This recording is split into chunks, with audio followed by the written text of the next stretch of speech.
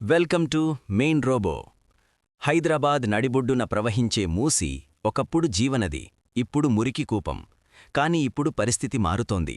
ముఖ్యమంత్రి రేవంత్ రెడ్డి అత్యంత ప్రతిష్ఠాత్మకంగా తీసుకున్న మూసీ ప్రక్షాళన ప్రాజెక్ట్ ఇప్పుడు తెలంగాణ రాజకీయాల్లో ప్రకంపనలు సృష్టిస్తోంది. ఇది లండన్లోని థీమ్స్ నదిలా మారుతుందా, లేక సామాన్యుల పాలిట శాపమవుతుందా? లెట్స్ వాచ్ మెయిన్ రోబో special focus. CM Revanth Reddy vision ఏంటంటే, దాదాపు 76,500 కోట్ల నుంచి 77,000 కోట్ల వ్యయంతో మూసీ నదిని సరికొత్తగా తీర్చిదిద్దడం. కేవలం నదిని శుభ్రం చేయడమే కాదు, నది వెంట పార్కులు, వాక్వేస్, పర్యాటక కేంద్రాలు నిర్మించి హైదరాబాద్ రూపురేఖలనే మార్చాలని ఆయన కృతనిశ్చయంతో ఉన్నారు. పవర్ పాయింట్ ప్రజెంటేషన్ ద్వారా స్వయంగా ఆయనే తన మాస్టర్ ప్లాన్ను వివరించడం ఇప్పుడు హాట్ టాపిక్.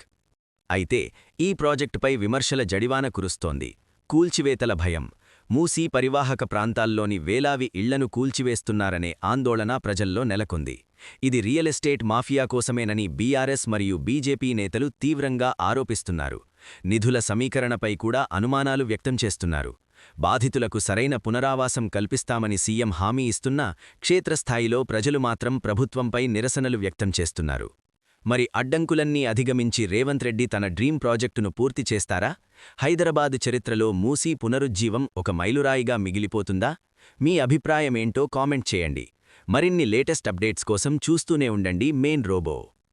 ఈ రాష్ట్రంలో, ఈ దేశంలో అత్యధికంగా విశ్వసించే శివుడి భక్తులకు ఒక అద్భుతమైన ఆలయాన్ని ప్రాంతంలో నిర్మించాలి, 1400 సంవత్సరాల చరిత్రను పునరుద్ధరించాలి అని మొట్టమొదట గండిపేట ప్రాంతంలో మూసీ నది ప్రక్షాళనకు సంబంధించి ఈశ్వరుడి ఆశీర్వాదంతో ఈనాడు ఈ కార్యక్రమాన్ని మా ప్రభుత్వం చేపట్టింది.